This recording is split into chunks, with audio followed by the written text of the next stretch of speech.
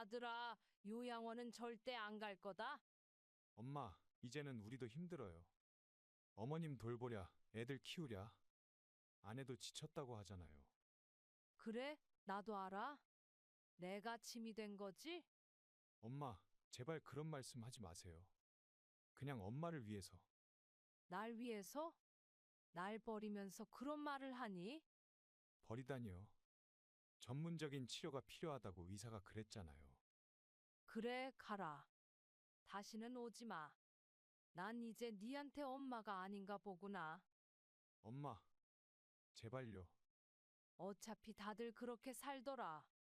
자식들한테 버림받고 요양원에서 외롭게 죽기만을 기다리는 노인들처럼. 나도 이제 그렇게 되는구나. 엄마가 그렇게 생각하시니까 제가 더 힘들어요. 난 지금도 엄마가 좋아요. 그만해. 더 이상 듣고 싶지 않아. 당장 나가라. 오늘의 사연은 아들이 어머니를 요양원에 보내면서 벌어지는 이야기입니다. 과연 어머니의 운명은 어떻게 될까요? 오랫동안 기다려왔던 제 생일날이었습니다. 아들과 며느리가 찾아온다고 해서 아침부터 미역국을 끓이고 아들이 좋아하는 반찬을 준비했어요. 저는 거실에 앉아 아들 가족을 기다렸죠. 엄마, 오늘 얘기할 게 있어서 왔어요. 아들의 목소리가 평소와 달랐습니다. 며느리는 고개를 숙인 채 한쪽 구석에 앉아 있었어요. 저는 불길한 예감에 심장이 덜컥 내려앉았지만 아들 앞에 미역국을 놓으며 밝은 목소리를 내려 노력했습니다. 그래, 우리 아들. 어서 먹어봐. 네가 좋아하는 미역국이야. 엄마, 요양원에 가셔야겠어요. 숟가락을 들려던 제 손이 허공에서 멈췄어요. 며느리는 여전히 고개를 숙인 채 손수건만 만지작거렸죠. 왜? 갑자기 그런 말을 하니? 요즘 엄마 건강이 많이 안 좋으시잖아요. 저번에도 가스레인지 켜놓은 걸 잊으셨다면서요. 저는 떨리는 손으로 밥상을 붙잡았습니다. 지난주 실수였던 가스레인지 사건이 머릿속을 스쳐 지나갔어요. 하지만 그건 단순한 실수였을 뿐인데 아들아, 그건 그냥 깜빡한 거야. 다음부턴 조심할게. 어머니, 저희도 많이 고민했어요. 며느리가 조심스레 입을 열었지만 저는 더 이상 듣고 싶지 않았습니다. 창밖으로 시선을 돌렸어요. 며칠 전 직접 심은 제라늄이 햇살을 받아 곱게 피어 있었죠. 엄마, 전문적인 케어가 필요하세요. 저희도 맞벌이 하느라 엄마를 제대로 못 모시잖아요. 아들의 말에 저는 가슴 한켠이 무너져 내리는 것을 느꼈어요. 20년 전, 이 아이 대학 등록금을 마련하려고 밤늦게까지 식당 일을 하던 기억이 떠올랐습니다. 엄마, 알았다.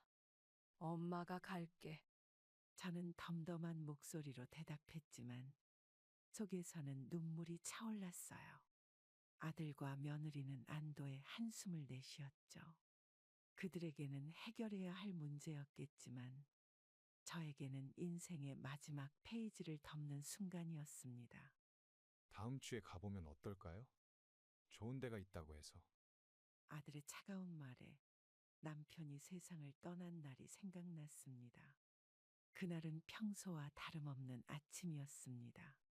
6개월 된 아들에게 젖병을 물리고 있는데 경찰서에서 전화가 왔어요. 남편이 출근길에 교통사고를 당했다는 소식이었죠. 아주 위험한 상태입니다. 빨리 병원으로 와주셔야 할 것 같아요. 순간 온몸에서 힘이 빠졌습니다. 아기를 안은 채로 그대로 주저앉았어요. 옆집 사는 언니가 달려와 제 어깨를 잡아주었죠. 애기는 내가 볼 테니 어서 가봐. 병원에 도착했을 때는 이미 모든 게 끝난 후였습니다. 의사는 고개를 숙인 채 차가운 말을 전했어요. 수술실 앞에서 기다리던 시어머니는 그대로 쓰러지셨죠. 병원 복도를 걸으며 생각했습니다. 이제 혼자서 아들을 키워야 한다는 현실이 무겁게 다가왔어요. 남편의 회사에서 보험금이 나온다고 했지만 그걸로는 턱없이 부족했죠. 죄송합니다만 장례 절차를 논의해야 할 것 같습니다. 장례식장 직원의 말에 저는 고개를 끄덕였습니다. 남편의 장례를 치르는 3일 동안 저는 한 번도 눈물을 보이지 않았어요. 시어머니는 제게 차갑게 말씀하셨죠. 네가 애를 키울 수 있겠어? 애는 내가 키울게. 그때 제 품에 안겨 있던 아들이 울음을 터뜨렸습니다. 젖병을 찾는 아기의 울음소리가 저를 현실로 돌아오게 했어요. 저는 똑바로 시어머니를 바라보며 대답했죠. 제가 키우겠습니다. 제 아들이니까요. 그날 밤 아들을 재우고 나서 처음으로 눈물을 흘렸습니다. 하지만 오래 울지 않았어요. 거실 벽에 걸린 달력을 보며 계획을 세웠죠. 내일부터 당장 일자리를 알아봐야 했습니다. 엄마가 꼭 너를 잘 키울게. 잠든 아들의 작은 손을 잡으며 다짐했어요. 남편이 떠난 자리는 너무나 컸지만 이제는 제가 그 자리를 채워야 했습니다. 다음 날 아침 일찍 일어나 아들에게 젖병을 물리고 신문에서 9일란을 찾아보기 시작했어요. 식당 일이라도 시작해야겠다고 생각했죠. 혼자서 힘들면 언제든 연락해. 옆집 언니의 걱정 어린 목소리가 들렸지만 저는 괜찮다며 웃어 보였습니다. 앞으로 힘들 날들이 기다리고 있겠지만 절대 포기하지 않을 거예요. 아들과 단둘이서도 잘 살 수 있다는 걸 보여주고 싶었죠. 병원비와 장례비로 통장 잔고는 바닥이 났지만 지금 당장은 아들의 분유값이 더 걱정되었습니다. 그래도 이제 시작이에요. 저는 이렇게 새로운 삶을 시작하게 되었죠. 새벽 3시 시장 골목은 이제 막 장사를 마무리하는 상인들의 소리로 가득했습니다. 저는 떡볶이 가게 앞치마를 벗으며 오늘 하루벌이를 계산했어요. 옆에서는 아들이 숙제를 하다 잠든 채로 있었죠. 정숙 씨, 오늘도 늦게까지 수고가 많네. 아이고, 김 씨도 이제 들어가세요. 다른 상인들과 인사를 나누고 난 후 저는 아들을 업고 집으로 향했습니다. 하지만 오늘도 바로 쉴 수는 없었어요. 재봉틀 앞에 앉아 밤새 작업을 해야 했죠. 엄마, 나 추워. 잠결에 아들이 중얼거렸습니다. 저는 아들을 침대에 눕히고 이불을 덮어주었어요. 그리고 재봉틀 앞에 앉았죠. 옆집에서는 벌써 닭이 울기 시작했습니다. 조금만 더 힘내자. 손은 이미 굳은 살이 박혔고 허리는 뻐근했지만 멈출 수는 없었어요. 주문받은 옷들을 내일까지 마무리해야 했습니다. 시계는 어느새 새벽 4시를 가리키고 있었죠. 밤샘 작업을 하는 동안 문득 남편 생각이 났습니다. 살아계셨다면 이렇게 고생하지 않았을 텐데. 하지만 이내 고개를 저었어요. 후회해도 소용없는 일이었죠. 엄마, 물 좀.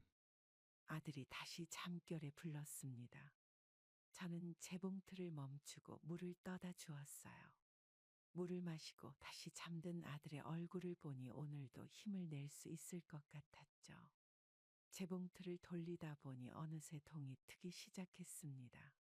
주문받은 옷을 겨우 마무리하고 나니 온몸이 천근만근이었어요.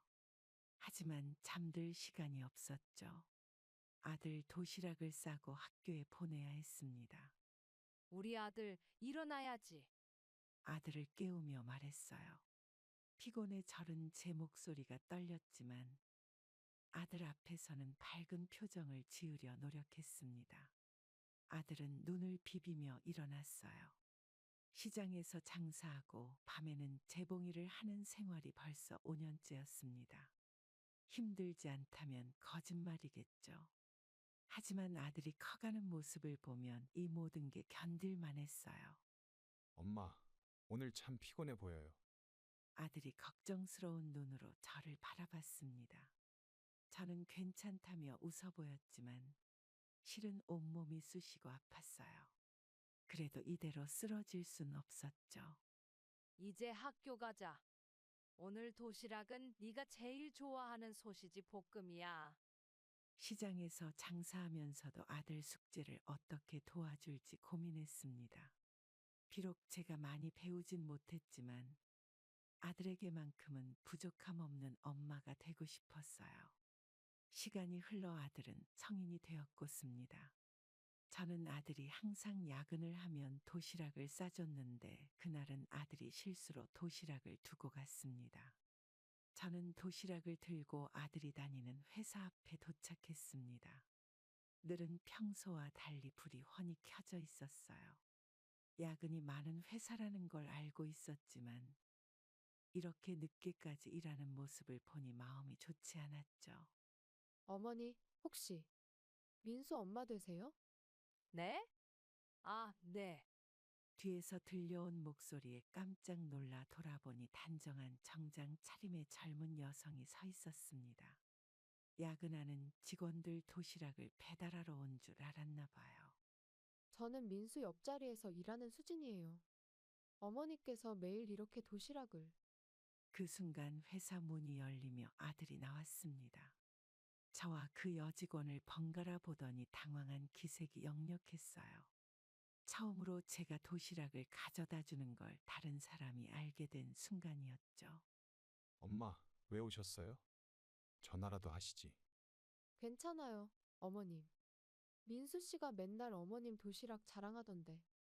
아들의 얼굴이 붉어졌습니다. 평소엔 티내지 않았는데 회사에서 제 도시락 이야기를 하고 다녔다니 뜻밖이었어요. 그동안 혹시 창피해하진 않을까 걱정했던 제 마음이 따뜻해졌죠. 어머님, 저는 수진입니다. 앞으로 민수 씨와 같이 일하게 됐어요. 수진이라는 그 여직원은 밝게 웃으며 인사했습니다.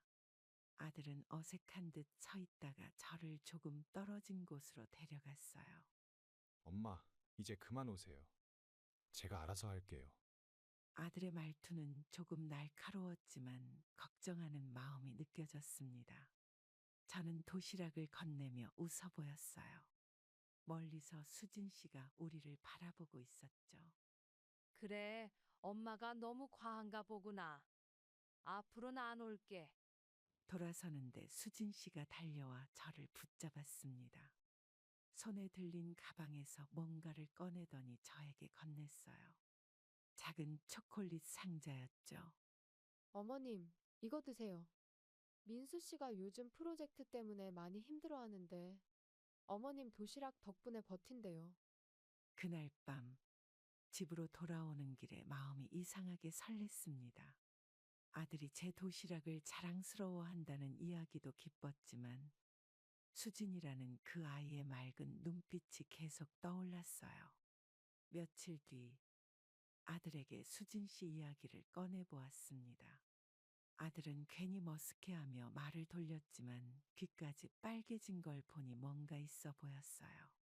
그 친구 참 괜찮아 보이던데. 엄마, 그냥 회사 동료예요. 아들의 반응을 보니 더욱 확신이 들었습니다. 수진이는 아들이 좋아하는 여성이었죠. 그렇게 수진이와 아들은 결혼을 하게 되었습니다. 어느 날 저는 집안일을 하다 허리를 다쳐 수술을 했습니다. 의사는 무리하면 안 된다고 했지만 며느리 혼자 집안일을 하는 걸 보니 가만히 있을 수가 없었어요. 설거지라도 해야겠다고 일어서는데 허리에 찌릿한 통증이 왔죠. 어머님, 제가 할게요. 좀 쉬세요. 내가 그래도 할 수 있어. 며느리는 한숨을 쉬며 설거지를 이어갔습니다.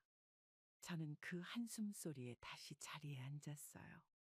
예전처럼 새벽부터 일어나 김치를 담그고 장을 보고 손주들 간식을 준비하는 게 이제는 힘겨워졌죠.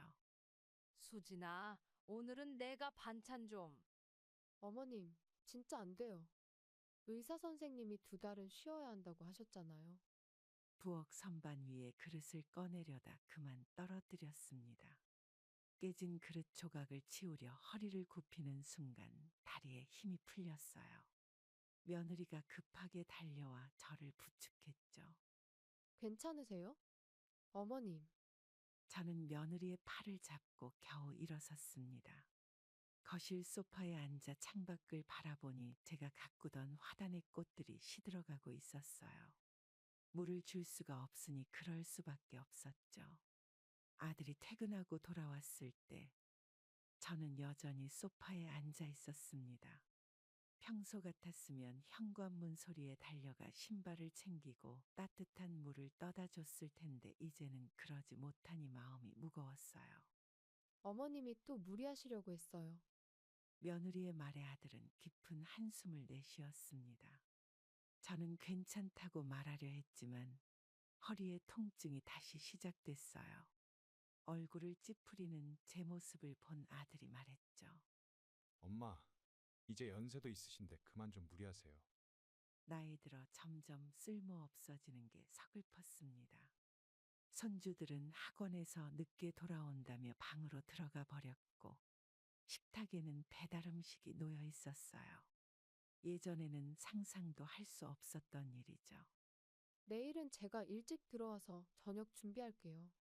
며느리의 말에 고개를 끄덕였지만 마음 한켠이 무거웠습니다. 이제는 제가 도움이 되기는커녕 오히려 부담이 되고 있다는 생각이 들었어요. 밤이 되어 방에 누웠지만 잠은 오지 않았죠. 어머님, 약 드실 시간이에요. 며느리가 약을 들고 들어왔습니다. 약을 먹고 나서야 문득 깨달았어요. 이제는 제가 도와주는 사람이 아닌 도움을 받아야 하는 사람이 되어버렸다는 걸. 늦은 밤, 아들 부부의 방에서 들리는 이야기에 잠을 이룰 수가 없었습니다. 벽 하나를 사이에 두고 그들의 대화가 조금씩 새어나왔어요. 평소보다 낮은 목소리로 이야기하는 것이 분명 저에 관한 얘기임을 직감했죠. 더 이상은 어머님을 혼자 두기 힘들 것 같아요. 근데 요양원은 좀. 아들의 말끝이 흐려졌습니다. 저는 이불을 끌어당겨 귀를 막았지만 그들의 대화는 계속 들려왔어요. 며느리의 목소리가 조금 커졌죠. 여보, 나도 마음이 아프지만 이제는 결정해야 할 것 같아요. 어머님도 계속 아프시고, 침대에서 일어나 앉았습니다. 창밖으로 보이는 달빛이 유난히 차갑게 느껴졌어요. 옆방에서는 잠시 침묵이 이어지다 아들의 한숨 소리가 들렸죠. 유명한 요양원이 있대요. 거기는 의료진도 좋고, 저는 손끝으로 이불을 꽉 움켜쥐었습니다. 며느리의 말 한마디 한마디가 가슴을 파고들었어요. 아들은 계속 망설이는 것 같았죠. 아이들한테는 뭐라고 해. 할머니가 몸이 안 좋으셔서 병원에 계셔야 한다고 하면 되죠. 제 방문 앞을 지나가는 발자국 소리가 들렸습니다. 아마도 물을 마시러 가는 모양이었어요. 저는 숨소리마저 죽인 채 그들의 대화에 귀를 기울였죠. 엄마가 얼마나 서운해하실지. 아들의 목소리가 떨렸습니다. 저는 조용히 일어나 방문을 열었어요.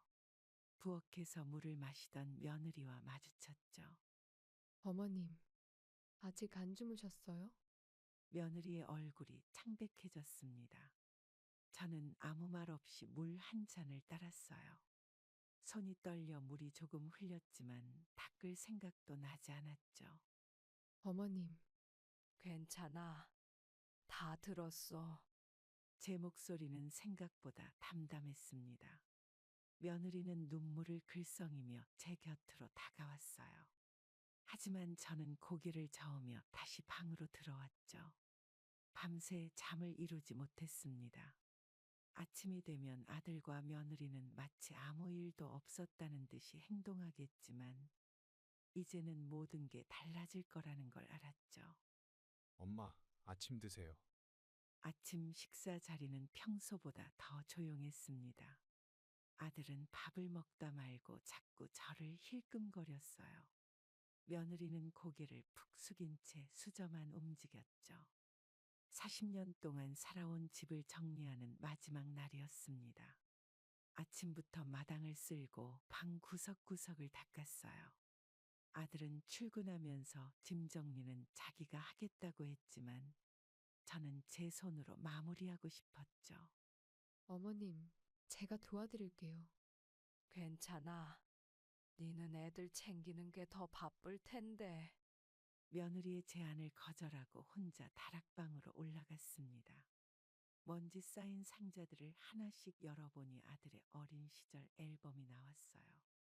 운동회에서 1등한 날, 아들은 제일 먼저 제게 달려왔었죠. 엄마, 이런 건 버리시는 게. 잠깐만. 이건 가져갈 거야.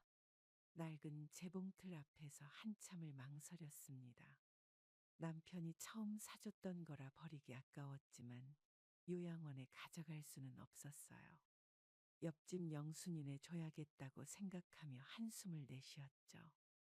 거실 장식장을 비우다가 손주들의 돌잔치 때 찍은 사진을 발견했습니다. 사진 속 저는 환하게 웃고 있었어요.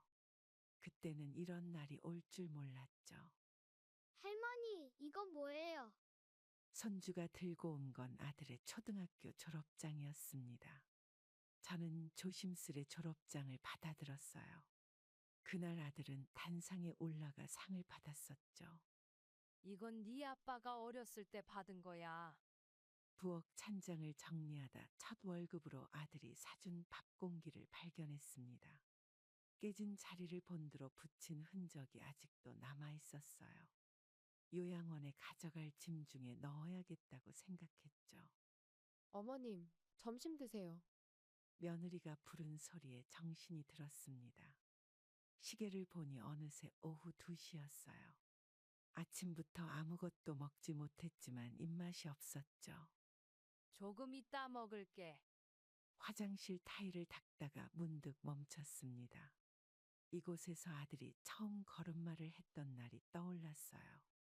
그때 아들은 넘어질까 조마조마했는데 이제는 제가 걷는 게 불편해졌죠. 어머님, 이제 그만하시고 쉬세요. 이게 마지막인데. 내가 해야지. 해가 저물어 갈 때쯤 마당 구석에 오래된 감나무를 바라보았습니다. 아들이 초등학교 때 심은 나무였어요. 이제는 제법 큰 나무가 되어 매년 감을 맺었죠. 엄마, 다 정리하셨어요? 퇴근한 아들이 걱정스러운 얼굴로 물었습니다. 저는 고개를 끄덕이며 마지막으로 집 안을 둘러보았어요. 내일이면 이곳을 떠나야 한다는 게 실감나지 않았죠. 마지막으로 며느리와 함께 김치를 담그기로 했습니다. 요양원에 가기 전 손주들이 먹을 김치를 미리 만들어두고 싶었어요. 아침 일찍부터 배추를 절이고 양념을 준비했죠. 어머님, 저는 양념 비율을 잘 모르는데. 이리 와봐. 내가 알려줄게. 며느리와 함께 마늘을 다지면서 지난 시간들이 떠올랐습니다. 처음에는 서로 어색해하고 불편해했는데 어느새 10년이라는 세월이 흘렀어요. 양념을 버무리는 며느리의 손길이 제법 익숙해져 있었죠. 사실 어머님한테 죄송한 게 너무 많아요. 무슨 죄송한 일이 있다고. 며느리의 눈에서 눈물이 흘렀습니다. 저는 앞치마로 며느리의 눈물을 닦아주었어요. 배추 한 포기를 펼쳐 양념을 바르면서 마음속에 담아두었던 말을 꺼냈죠. 수진아, 내가 그동안 너무 참견이 많았지? 김치 양념이 손에 묻었지만 며느리는 눈물을 멈추지 못했습니다. 저는 조용히 며느리의 손을 잡았어요. 양념 묻은 손이 서로 마주 잡혔죠. 전 항상 어머님이 무서웠어요. 제가 잘못하면 어떡하나. 부엌 창문으로 따스한 햇살이 들어왔습니다. 며느리와 저는 말없이 김치를 담갔어요. 가끔 손이 부딪히면 서로 미안하다고 웃음 짓곤 했죠. 이제 맛이 좀 나아졌나? 네, 어머님. 이제야 제가 어머님 비법을 좀 배운 것 같아요. 김치를 마저 담그고 나서 우리는 마주 앉아 차를 마셨습니다. 시장에서 떡볶이 장사할 때 며느리가 처음 찾아왔던 날이 생각났어요. 그때는 서로를 이해하지 못했죠. 어머님, 요양원에서도 자주 찾아뵐게요. 그래, 근데 너무 무리하지 마. 애들도 있는데. 오후가 되어 손주들이 학교에서 돌아왔습니다. 김치 냄새를 맡고 부엌으로 달려온 아이들을 보며 며느리와 저는 눈이 마주쳤어요. 말하지 않아도 서로의 마음을 알 수 있었죠. 할머니가 담근 김치가 최고야. 손주들의 목소리를 들으며 저는 조용히 미소 지었습니다. 이제 이런 날들이 추억이 되겠지만 오늘만큼은 이 순간을 온전히 느끼고 싶었어요. 요양원으로 가는 차 안에서 창밖을 바라보았습니다. 아들이 운전대를 잡고 있었고 조수석에는 며느리가 앉아 있었어요. 단풍나무들이 줄지어 서 있는 도로를 지나는데 문득 한 나무가 제 시선을 붙잡았죠. 저기. 왜 그러세요, 어머님? 저 멀리 보이는 단풍나무는 아들이 초등학교 때 심었던 나무였습니다. 학교 숲가꾸기 행사에서 제일 먼저 손을 들어 심겠다고 나섰던 기억이 떠올랐어요. 그때는 아들의 키보다도 작았던 나무가 이제는 거대한 단풍나무가 되어 있었죠. 아들아, 잠깐 차 세워줄래? 엄마, 요양원에 늦겠어요. 저는 굳이 더 말하지 않았습니다. 창밖으로 스쳐 지나가는 단풍나무를 바라보며 그날의 기억을 떠올렸어요. 비가 와서 땅이 질퍽거렸는데도 아들은 열심히 삽질을 했죠.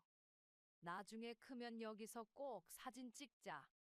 아들의 어린 목소리가 귓가에 맴돌았습니다. 그 약속을 지키지 못한 게 마음에 걸렸어요. 차는 어느새 단풍나무가 있는 거리를 지나 다른 도로로 접어들었죠. 어머님, 괜찮으세요? 백미러로 저를 힐끔거리는 아들의 눈길이 느껴졌습니다. 저는 고개를 끄덕이며 가방 속에 손수건을 꺼냈어요. 창가에 맺힌 물기를 닦는 척하며 눈가를 훔쳤죠. 요양원으로 가는 길은 생각보다 멀었습니다. 도시를 벗어나 한적한 시골길로 접어들자 풍경이 달라졌어요. 논밭 사이로 난 길을 달리는 동안 저는 지나온 시간들을 돌아보았죠. 저기 보이는 게 요양원이에요. 언덕 위에 하얀 건물이 보였습니다. 멀리서 보기에는 평화로워 보였지만 가까이 갈수록 제 심장은 빠르게 뛰기 시작했어요. 주차장에 차가 멈추자 아들이 조심스레 물었죠. 엄마, 정말 괜찮으시겠어요? 그래. 여기서 좀 쉬다가 갈게. 차에서 내리기 전 마지막으로 단풍나무가 있던 방향을 돌아보았습니다. 이제는 멀리 있어 보이지도 않았지만 그 나무처럼 저도 이곳에서 새로운 뿌리를 내려야 한다고 생각했어요. 안에 시설이 좋다고 하니까 걱정 마세요. 며느리의 말에 저는 미소로 답했습니다. 하지만 그 미소가 얼마나 힘겹게 지어진 것인지는 아무도 모를 거예요. 요양원 첫날 밤, 창문도 없는 2인실로 저를 안내했습니다. 짐을 정리하고 있는데 옆 침대에서 누군가 말을 걸었어요. 고개를 돌리자 낯익은 얼굴이 보였죠. 정수가, 네가 여기 웬일이야? 영자? 영자 맞니? 30년 전 같은 시장에서 장사하던 친구였습니다. 서로를 알아보는 순간 마음이 덜컥 내려앉았어요. 젊은 시절 떡볶이 장사하던 그 친구가 이곳에서 만날 줄은 몰랐죠. 아직도 내 목소리 기억하는구나. 영자는 예전과 달리 많이 말라 있었습니다. 침대에서 일어나려 하는데 다리가 불편해 보였어요. 저는 옆으로 다가가 그의 손을 잡았죠. 여기 온 지 얼마나 됐어? 2년이 다 되어가. 아들이 바빠서. 영자의 말끝이 흐려졌습니다. 저는 가방에서 과자를 꺼내 건넸어요. 예전의 시장에서 항상 나눠 먹던 것처럼 자연스럽게 과자 봉지를 뜯었죠. 창문이 없어서 좀 답답할 거야. 처음엔 다들 그래.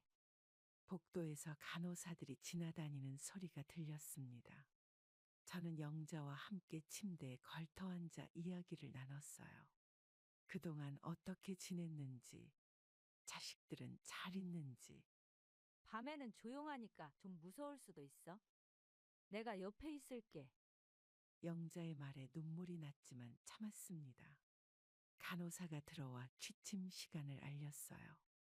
불이 꺼지자 낯선 천장이 더욱 낯설게 느껴졌죠. 정수가 잠은 좀 와? 아니, 좀 그래. 어둠 속에서 서로의 숨소리를 들으며 누워 있었습니다. 옛날처럼 수다를 떨고 싶었지만 이곳은 시장이 아니었어요. 복도 끝에서 들리는 간호사의 발소리가 우리의 처지를 실감나게 했죠. 내일은 아침 일찍 운동하러 가자. 저기 정원이 예쁘더라. 영자의 말에 고개를 끄덕였습니다. 첫날 밤이라 긴장됐지만 친구가 옆에 있다는 게 큰 위로가 됐어요. 마치 30년 전 시장 한 구석에서 이야기꽃을 피우던 그때처럼 정수가, 우리 앞으로도 이렇게 지내자. 밤이 깊어갈수록 방 안은 더욱 조용해졌습니다.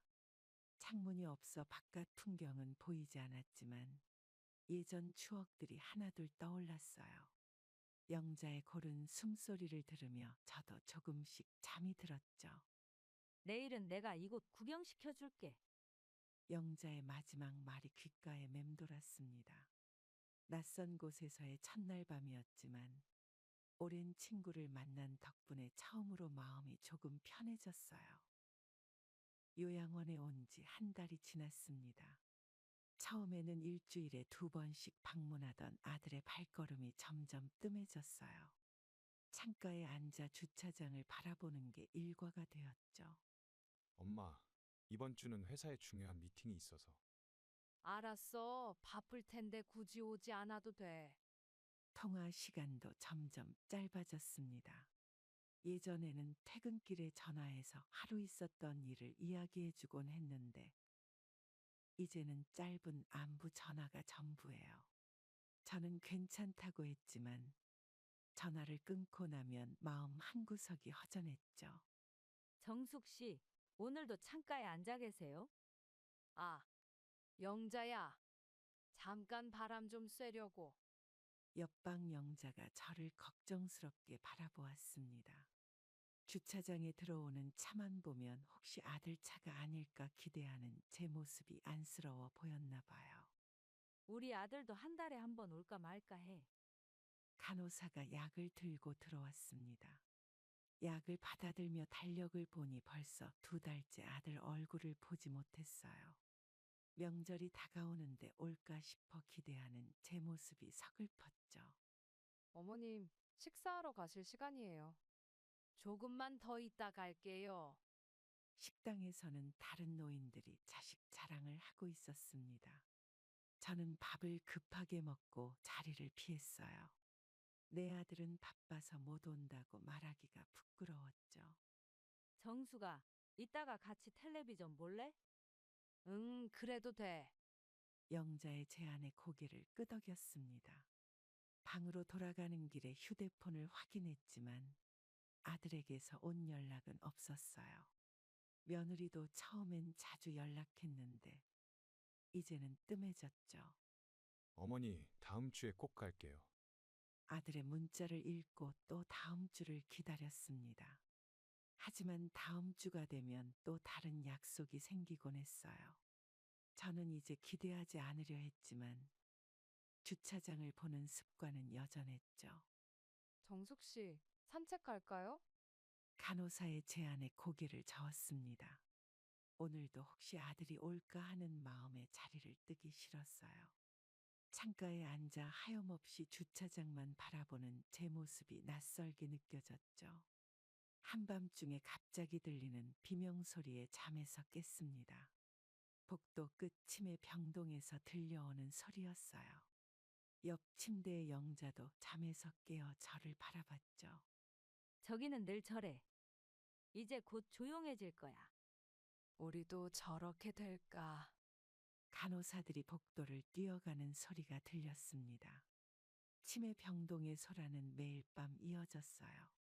잠을 설치다 보면 저도 모르게 불안한 생각이 밀려왔죠. 저기 김할머니 얼마 전에 돌아가셨다며? 어제 심장마비로. 갑자기 그러셨대. 옆방의 소식을 전해 듣고 한동안 말을 잇지 못했습니다. 어제까지 복도에서 마주치며 인사하던 분이었는데 이제는 빈 침대만 남았다는 게 실감이 나지 않았어요. 정숙 씨, 이리 와보세요. 큰일 났어요. 복도에서 영자가 다급히 불렀습니다. 301호 할머니가 쓰러지셨다고 해요. 응급실로 실려가는 모습을 보며 저도 모르게 다리가 후들거렸죠. 어머님들, 이제 방으로 돌아가세요. 간호사의 말에 발걸음을 돌렸습니다. 하지만 방으로 돌아와서도 마음이 진정되지 않았어요. 침대에 누워 천장을 바라보며 생각했죠. 오늘은 저 소리가 안 들리면 좋겠다. 밤이 더 깊어갈수록 치매 병동의 소리는 커져갔습니다. 누군가는 엄마를 찾고 또 누군가는 집에 가고 싶다고 소리쳤어요. 그 소리를 들으며 저는 제 미래를 보는 것만 같았죠. 영자야, 나도 치매에 걸리면 어쩌지? 걱정하지 마. 내가 있잖아. 새벽이 되어서야 병동이 조용해졌습니다. 하지만 저와 영자는 쉽게 잠들지 못했어요. 이제는 밤마다 들리는 이 소리들이 일상이 되어버렸지만 적응할 수 없는 현실이었죠. 오늘도 긴 밤이 되겠네.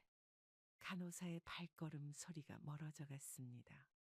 창문 없는 방에서 저는 밤이 언제 끝날지 모른 채 또 다른 소리를 기다렸어요. 요양원의 아침은 6시에 시작됩니다. 간호사가 들어와 약을 건네고 7시에는 아침 식사를 해야 했어요. 집에서는 새벽부터 일어나 집안일을 하던 제가 이제는 정해진 시간표에 맞춰 움직여야 했죠. 정숙 씨, 산책은 오후 2시부터 3시까지만 가능하세요. 아침에는 안 되나요? 예전엔 아침 산책을 즐겼는데. 간호사는 규정이라며 고개를 저었습니다. 저는 창가에 서서 아침 햇살을 바라보았어요. 마당에 핀 꽃들이 눈에 들어왔지만 가까이 가서 볼 수는 없었죠. 어머님, 휴대폰은 저희가 보관하겠습니다. 왜요? 전화라도 받아야. 처음 입소할 때 가져온 스마트폰도 빼앗겼습니다. 밤에 게임을 하거나 통화하는 분들 때문에 생긴 규정이라고 해요. 이제 아들과 통화하려면 공용 전화기를 써야 했죠. 운동 프로그램은 10시부터 시작입니다. 하루 일과가 모두 정해져 있었습니다. 점심은 12시, 간식은 3시, 저녁은 6시. 마치 군대 같은 규칙적인 생활이 답답했어요. 화장실도 마음대로 가지 못하고 간호사의 허락을 받아야 했죠. 정숙 씨, 방 점검 시간이에요. 매일 오전 9시 간호사가 들어와 방을 점검했습니다. 침구 정리부터 개인 물품 정리까지 꼼꼼히 살폈어요. 마치 학생처럼 검사를 받는 기분이었죠. 어머님, 면회 시간은 평일 오후 1시부터 4시까지입니다. 아들이 퇴근 후 들르겠다고 했지만 면회 시간이 지나서 못 온다고 했습니다. 저는 달력에 적혀 있는 면회 시간을 보며 한숨을 쉬었어요. 이제 TV 시청 시간 끝났어. 저녁 8시가 되자 공용 거실에 TV가 꺼졌습니다. 드라마가 끝나기도 전에 방으로 돌아가야 했어요. 취침 시간은 9시, 그 이후에는 복도에 불도 꺼졌죠. 창밖을 보며 시간을 보내는 게 전부였습니다. 가끔 몰래 복도를 걷다가도 간호사에게 제지당했어요. 이곳에서는 제 의지대로 할 수 있는 게 아무것도 없었죠. 내일도 똑같은 하루가 시작되겠지. 밤이 되어 불이 꺼졌습니다. 어둠 속에서 저는 내일도 같은 시간표대로 흘러갈 하루를 생각하며 한숨을 내쉬었어요. 요양원 방에서 식사를 했습니다. 따뜻한 밥 대신 미지근한 죽이 나왔고 반찬도 간이 전혀 되지 않았어요. 숟가락을 들다가 그만 눈물이 흘렀죠. 어머님, 주기 싫으신가요? 이게 무슨 맛이에요? 짠맛도 없고. 간호사는 건강을 위해 싱겁게 조리한다고 설명했습니다. 하지만 저는 한 숟가락도 더 먹을 수 없었어요. 옆자리의 할머니들도 식은 죽을 앞에 두고 한숨만 쉬었죠. 처음에는 다들 그러세요. 곧 적응하실 거예요. 제가 평생 요리해온 음식들이 떠올랐습니다. 아들이 좋아하던 된장찌개, 손주들이 즐겨 먹던 김치볶음밥. 이제는 그런 음식을 만들 수도 먹을 수도 없다는 게 실감났어요. 이모님, 여기는 음식 반입이 안 됩니다. 면회 온 아들이 가져온 도시락을 압수당했습니다. 규정상 외부 음식은 반입할 수 없다고 해요. 아들의 미안해하는 표정을 보며 괜찮다고 웃어 보였지만 마음은 무거워졌죠. 정수가 오늘 점심은 또 콩나물국이야? 매일 같은 메뉴가 반복됐습니다. 일주일 식단이 정해져 있어서 월요일이면 어떤 반찬이 나올지 다 알 수 있었어요. 입맛이 없어 식사 시간만 되면 긴장이 됐죠. 어머님, 식사하셔야 약도 드실 수 있어요. 간호사의 말에 억지로 숟가락을 들었습니다. 식은 밥과 싱거운 국을 보며 집에서 먹던 음식이 그리워졌어요. 여기 와서 살이 얼마나 빠졌는지 몰라. 거울 속 제 모습이 낯설었습니다. 한 달 만에 볼이 쏙 들어갔어요. 입맛을 잃으니 기운도 없어져서 산책도 힘들어졌죠. 오늘은 특식이라고 해서 기대했는데. 정숙 씨, 음식이 입에 안 맞아도 조금씩이라도 드세요. 영자의 걱정 어린 목소리가 들렸습니다. 이제는 밥 생각만 해도 눈물이 날 것 같았어요. 요양원 생활이 이렇게 힘들 줄 몰랐죠. 오늘도 내일도 모레도 이 음식을 먹어야 한다고 생각하니. 저녁 식사 시간, 식당에서 흘러나오는 숟가락 소리만이 공허하게 울렸습니다. 저는 오늘도 반도 못 먹은 식판을 들고 자리에서 일어났어요. 화장실에서 발이 미끄러졌습니다. 순식간에 바닥으로 쓰러졌는데 허리에서 찌릿한 통증이 올라왔어요. 간신히 비상벨을 눌렀더니 간호사들이 달려왔죠. 어머님, 움직이지 마세요. 구급차 불렀어요. 아들한테는 연락하지 마요. 바쁠 텐데. 들것에 실려 나가는 동안 복도에 모여든 다른 노인들의 시선이 느껴졌습니다. 누군가는 수군거렸고 또 누군가는 걱정스러운 눈빛을 보냈어요. 다행히 골절은 아니네요. 하지만 당분간 휠체어를 사용하셔야 합니다. 병원 검사 결과를 듣고 요양원으로 돌아왔습니다. 휠체어를 타고 들어가는 제 모습이 창피했어요. 요양원에 온 지 2달 만에 이런 일이 생기다니. 엄마, 제가 늦게 와서 죄송해요. 저녁이 다 되어서야 아들이 도착했습니다. 회사 일 때문에 바로 오지 못했다고 해요. 아들은 10분 정도 있다가 또 다른 회의가 있다며 서둘러 일어섰죠. 이제 혼자서는 화장실도 못 가겠네. 영자가 휠체어를 밀어주며 한숨을 쉬었습니다. 저는 아무 말도 할 수 없었어요.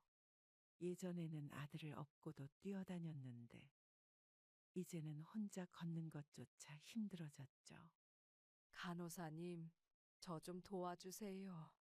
화장실 가는 일조차 누군가의 도움이 필요해졌습니다.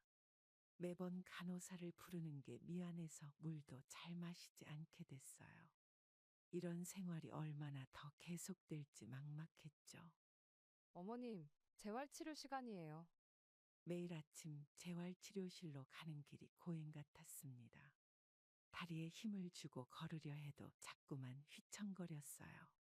예전처럼 걸을 수 있을까 하는 불안감이 커졌죠. 정숙 씨, 이제 좀 나아지셨어요. 다른 노인들의 안부가 오히려 부담스러웠습니다.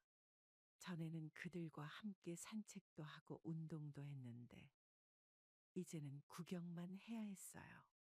조금만 더 힘내세요. 곧 나으실 거예요. 간호사의 위로가 공허하게 들렸습니다. 밤이 되면 더 심해지는 통증 때문에 잠도 설쳤어요. 휠체어에 앉아 창밖만 바라보는 날들이 이어졌죠. 옆방에서 매일 밤 11시만 되면 트로트 노래가 울려 퍼졌습니다.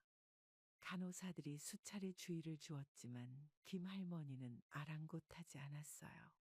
오늘도 어김없이 그 시간이 되자 노래가 시작됐죠. 이봐요. 좀 조용히 할 수 없나요? 왜요?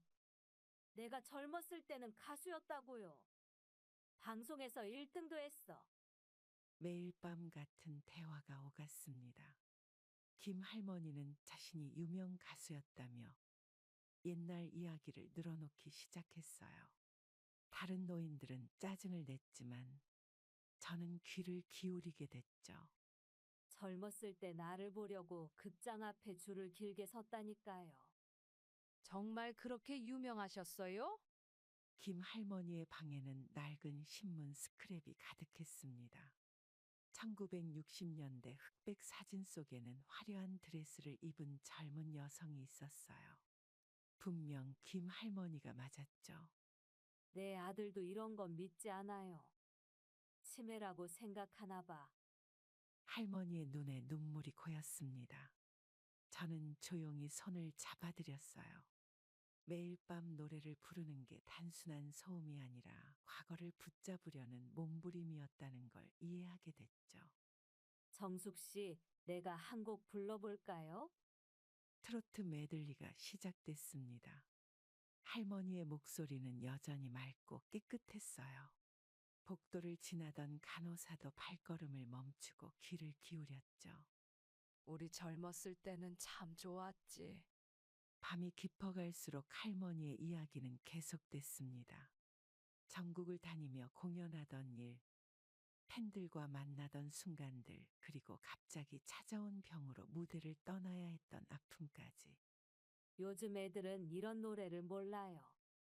아들도 창피하대요. 할머니의 방에는 낡은 LP판이 가득했습니다. 아들이 버리려고 했지만 목숨처럼 지켜왔다고 해요. 저는 매일 밤 그 노래를 들으며 할머니의 젊은 시절을 상상했죠. 내일도 이 시간에 놀러 와요. 내가 더 좋은 노래 들려줄게. 간호사가 다시 주의를 주러 왔지만 이번에는 조금 늦게 오는 것 같았습니다. 저는 할머니와 약속했어요. 내일도 모레도 이 시간에 만나기로. 정숙 씨, 고마워요. 내 노래를 들어줘서. 할머니의 방을 나오며 생각했습니다. 우리 모두는 각자의 방식으로 과거를 그리워하고 있다는 걸. 때로는 그것이 한밤중에 노래가 되기도 한다는 걸.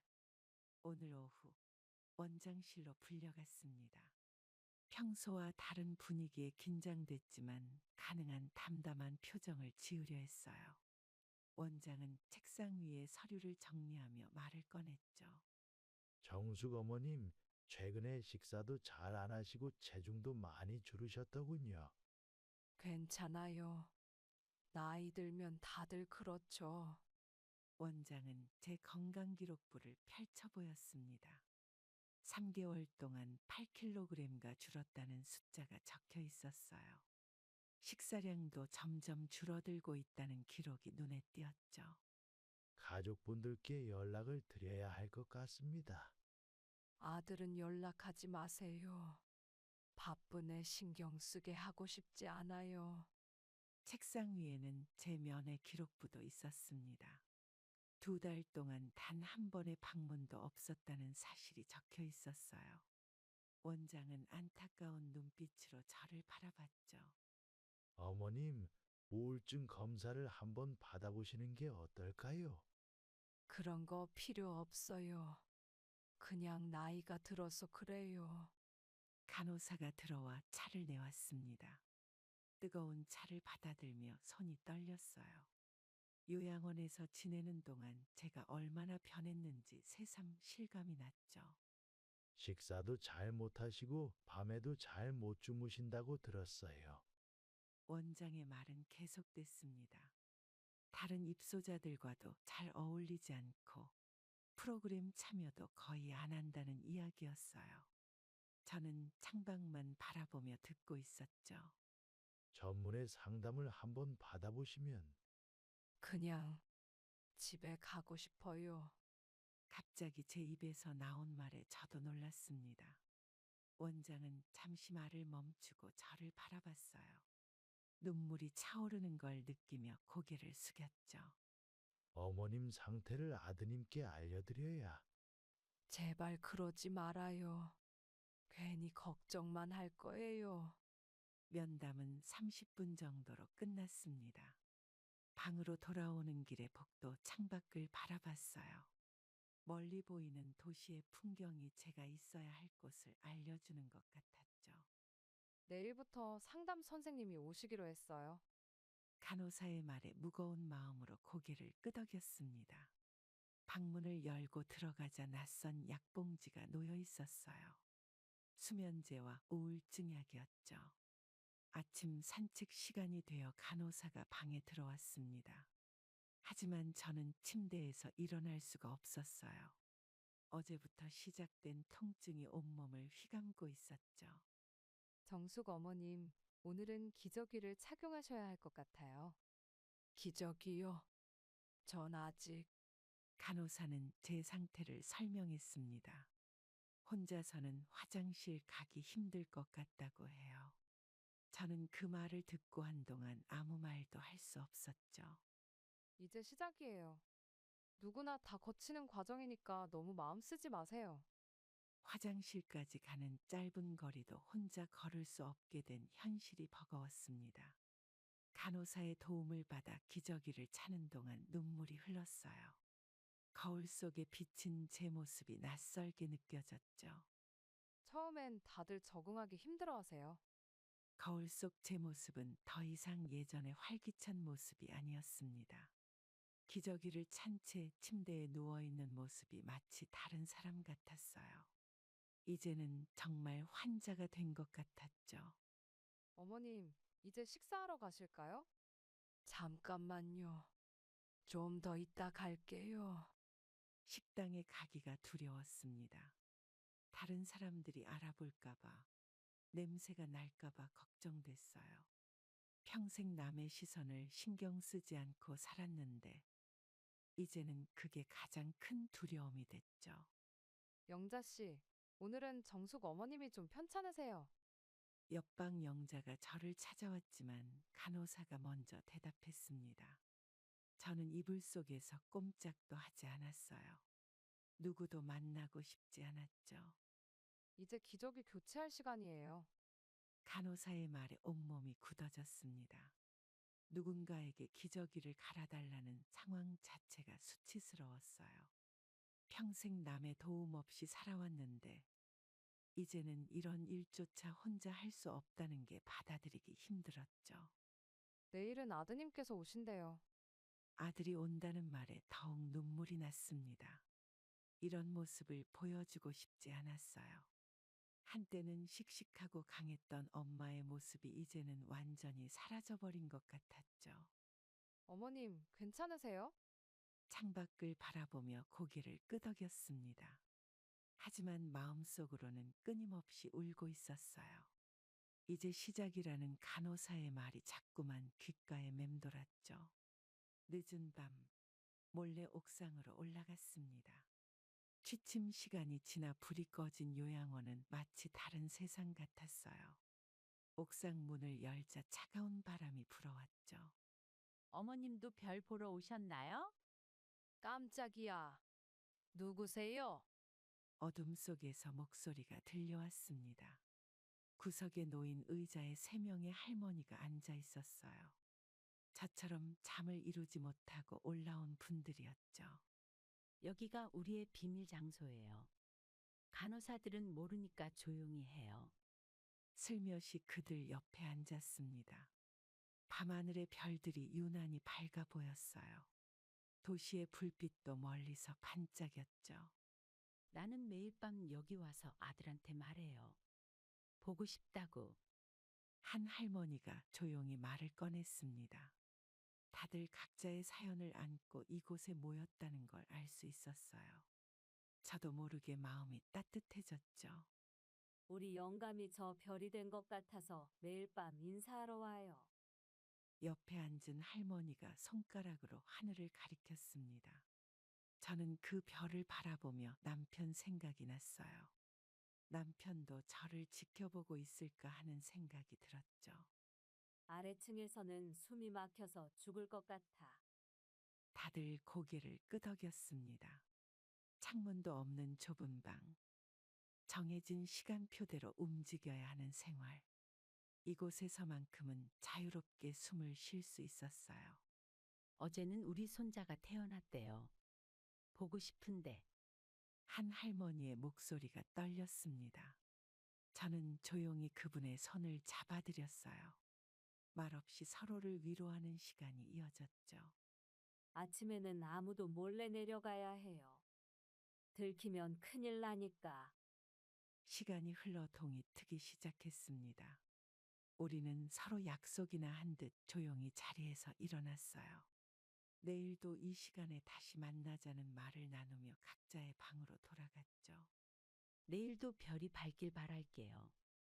방으로 돌아와 누웠지만 마음만은 여전히 저 별들과 함께였죠. 정숙 씨, 다음에는 일찍 오세요. 집 정리를 하던 아들이 다락방에서 오래된 일기장을 발견했다고 합니다.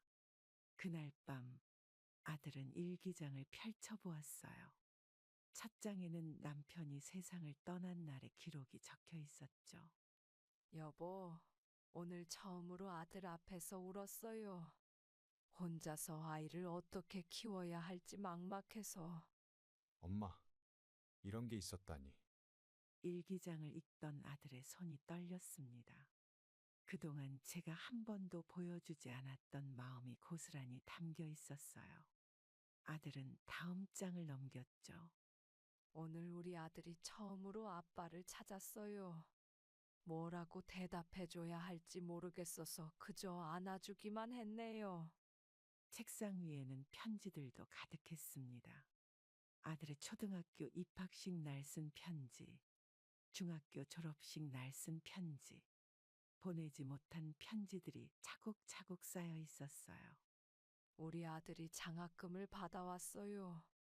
여보, 당신이 보면 얼마나 자랑스러워 하셨을까. 아들은 책상에 엎드려 울기 시작했습니다. 시간이 흐를수록 일기의 내용은 더욱 절절해졌어요. 제가 혼자서 30년을 살아온 이야기가 고스란히 담겨 있었죠. 아들이 취직했다는 소식을 들었을 때 처음으로 당신 산소에 막걸리를 부어드렸어요. 며느리도 일기장을 읽기 시작했습니다. 결혼식 날 처음 며느리를 봤을 때의 기쁨, 첫 손주를 안았을 때의 설렘, 그동안 말하지 못했던 모든 이야기가 그 안에 있었어요.